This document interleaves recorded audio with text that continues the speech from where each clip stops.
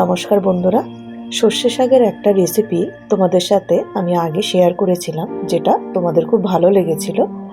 আজ আমি আরেকটা রেসিপি তোমাদের সাথে শেয়ার করতে চলেছি। আশা করি তোমাদের ভালো লাগবে। সঙ্গে থাকো। ভালো লাগলে অবশ্যই লাইক শেয়ার করে দিও। তো আমি সুস্মিতা, স্বাগত আমার রান্নাঘরে।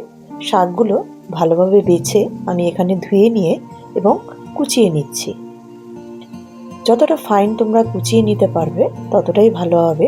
সর্ষের শাক সাধারণত একটু শক্ত ধরনের হয়, তো এই জন্য প্রথমে কি করব, শাকগুলো আমাদের এখানে সম্পূর্ণ কুচানো হয়ে গেছে। তো আমি শাকগুলোতে একটু নুন মাখিয়ে কিছুক্ষণের জন্য আমি সাইডে রেখে দিচ্ছি। নুন যে কোনো শাকই একটু মাখিয়ে রাখলে একটু সফট হয়ে যায়, তাতে রান্নাটা আরও করতে আমাদের সুবিধা হবে। তো আমি শাকটা এক সাইডে রেখে দিচ্ছি। আর অন্যদিকে কিছু সবজি লাগবে, যেগুলো আমরা স্লাইস করে কেটে নিচ্ছি, যেরকম পেঁয়াজ, রসুন, আদা, টমেটো, কাঁচা লঙ্কা। এখানে টমেটো আর পেঁয়াজটা একটু বেশি লাগবে, রসুনটাও একটু বেশি লাগবে। এই রান্নাটা একটু চটপটা ধরনের হবে, তার জন্য এখানে দেখতেই পাচ্ছ আমি এখানে 4টে বড় সাইজের পেঁয়াজ স্লাইস করে কেটে নিয়েছি, 3টে টমেটো কেটে নিয়েছি, আর রসুন, আদা সবই এখানে কুচানো হবে। এখানে কোনো রসুন আদা পেস্ট এখানে ইউজ করব না। অন্যদিকে শাকটা সফট হয়ে গেছে, তো আমি এখানে শাকটা চটকে নিলাম। আর এদিকে তেল গরম হয়ে এসছে, একটু বেশি করে সাদা জিরে ফোড়ন দিলাম, শুকনো লঙ্কা ফোড়ন দিলাম।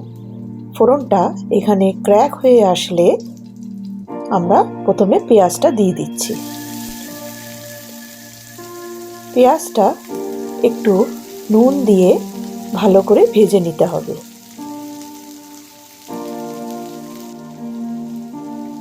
পেঁয়াজগুলো এখানে একটু গোল্ডেন করে ভেজে নিতে হবে।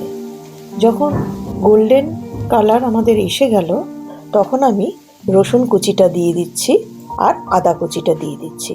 এখানে রসুন, আদা, লঙ্কা সমস্তই একটু বেশি ইউজ করতে হবে, না হলে এই রান্নাটা সেই সুন্দর টেস্টটা পাবে না তোমরা। তো পেঁয়াজের সাথে রসুন, আদা, কাঁচা লঙ্কা সব আমি ভালো করে ভেজে নিচ্ছি। যখন ভেজে আসবে, সুন্দর একটা গন্ধ ছাড়বে, তখন আমি যে সফট হয়ে যাওয়া সর্ষে শাকটা আমি তার মধ্যে দিয়ে দিচ্ছি। হ্যাঁ, এখানে আমি রসটা ফেলবো না, সমস্তটাই ইউজ করে নেব। আমরা নুন মাখিয়েছিলাম জাস্ট সফট করার জন্য শাকটাকে, এবং শাকের সাথে সমস্ত মশলাগুলো আমি ভালো করে ভেজে নিচ্ছি এবং কিছুক্ষণ ঢেকে দিচ্ছি, যাতে শাক সব কিছু মশলার সাথে কুক হয়। মাঝে মাঝে প্রয়োজন পড়লে ঢেকে দেব, একটু একটু নাড়াচাড়াও করব, যতক্ষণ না সম্পূর্ণ শাক আমাদের কুক হচ্ছে। যেসব বন্ধুরা আমার ভিডিও দেখছো তাদের কাছে রিকোয়েস্ট, আমার চ্যানেলটা সাবস্ক্রাইব করে নিও।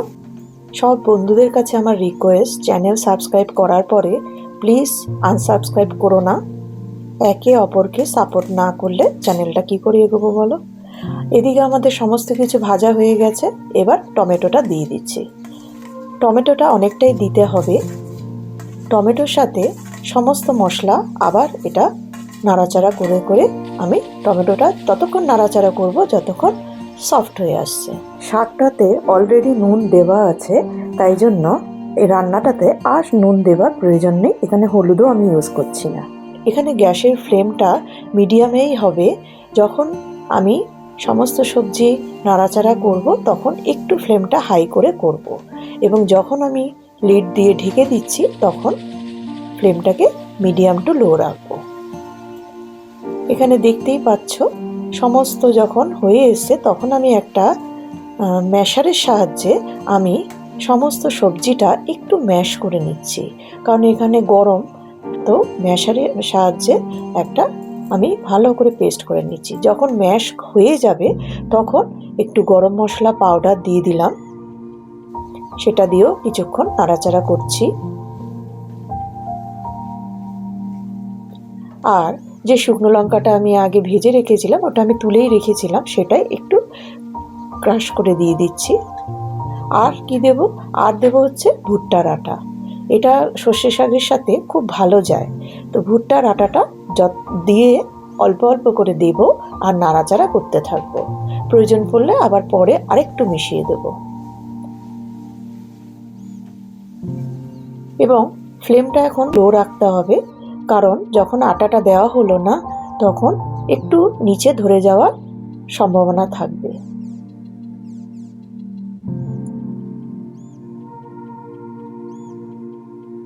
এখানে আরেকটু প্রয়োজন পড়লো, তাই আমি আটাটা আবার ইউজ করলাম। এবং কিছুক্ষণের জন্য ফ্লেম লো করে আমি ঢেকে দিলাম।